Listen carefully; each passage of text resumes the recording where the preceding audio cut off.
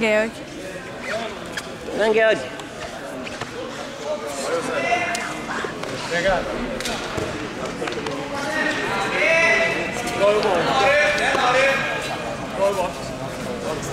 Hvem som...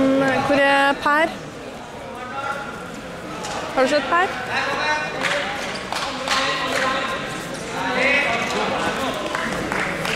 Han bruker å jobbe Spider-Guard. Pass på Spider-Guarden hans.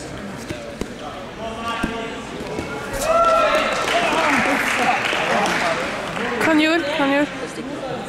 Oi. Au.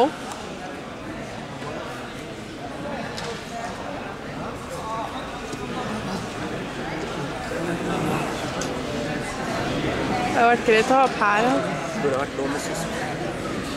Ja, det burde vært det. Sånn som i går.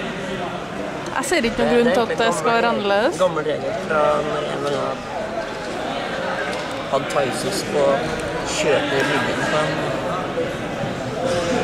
bridge inn igjen med thaisus. Nuts!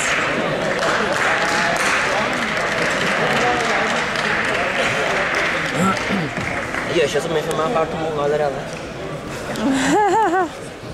Enough with that.